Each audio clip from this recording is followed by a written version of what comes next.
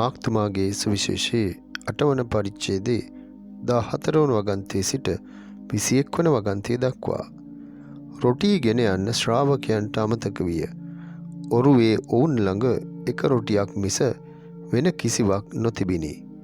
උන්වහන්සේ කතා කොට සිහි කල්පනාවෙන් යුතුව පරිසවරුන්ගේ මුහුන් වලින්ද හෙරෝද්ගේ මුහුන් වලින්ද පරිස්සම් වන්නයි ඔවුන්ට අනකලසේක.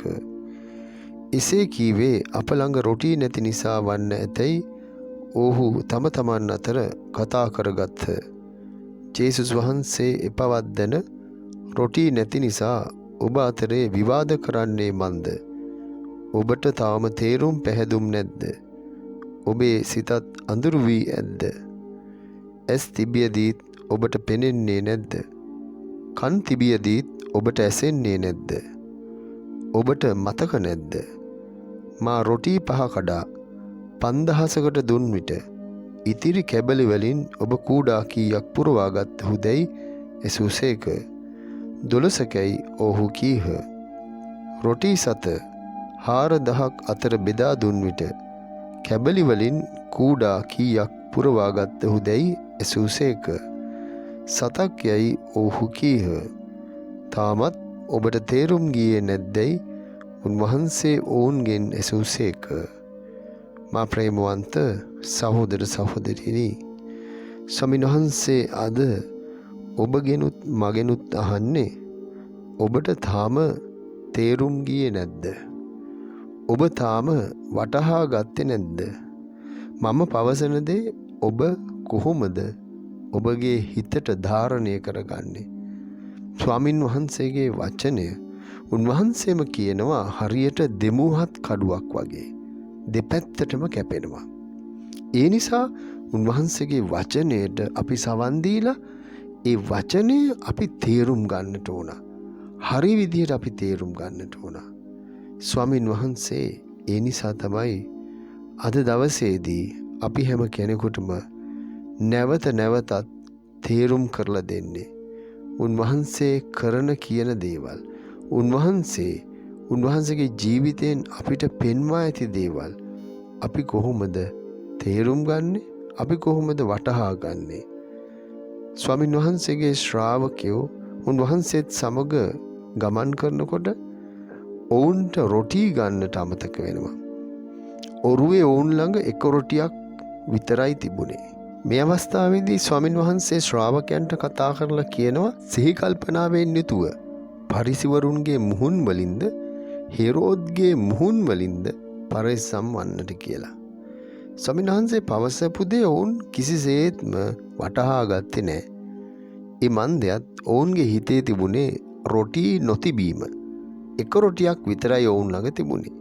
ස්වාමීන් වහන්සේ මේ නිසා තමයි සිහි කල්පනාවෙන් යුතුව වැඩ කරන්න කියලා ඔවුන්ට පවසනවයි කියලා ඔවුන් හිතුවා. ස්වාමීන් වහන්සේ එසේ කිව්වේ අපි ළඟ රොටි නැති නිසා වන්න ඇතැයි ඔවුන් එකිනෙකා සමග කතා කරගත්තා. ජේසුස් වහන්සේ මේ බව දැනගත්තා. ඔවුන් වටහා ගත්තේ නැති බවත්, ඒ වගේම ඔවුන් වෙන කල්පනාවක ඉන්න බවත් ස්වාමීන් වහන්සේ දැනගත්තා. එබැවින් ස්වාමීන් වහන්සේ ඔවුන්ගෙන් අහනවා රොටි නැති නිසා ඔබ අතරේ විවාද කරන්නේ මන්ද? උන්වහන්සේ නැවතත් කියනවා ඔබට තාම තේරුම් පැහැදුම් නැද්ද?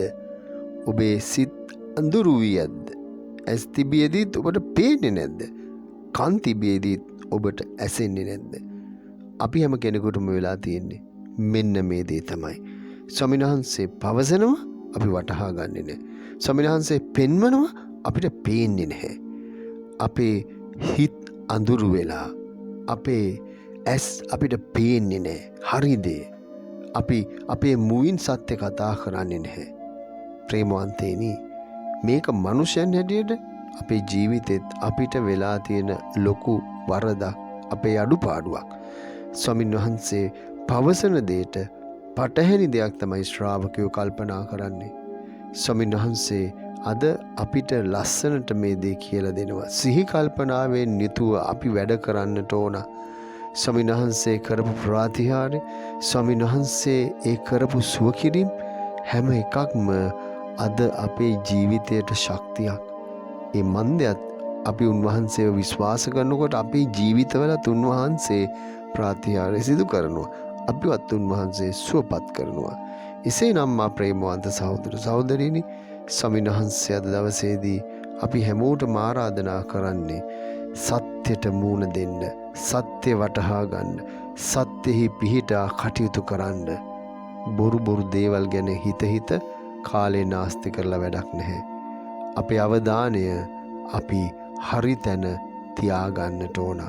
ස්වාමීන් වහන්සේ අපි හැමෝටම ඒ වරප්‍රසාදය අද දවසේදී දානය කරනවා.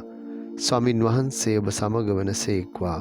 සියලු බලදේව මහෝත්තමයාණන් වන පියානෝද පුත්‍රයානෝද ශුද්ධාත්මයානෝද ඔබ ආශිර්වාද කර ආරක්ෂා කරන සේක්වා.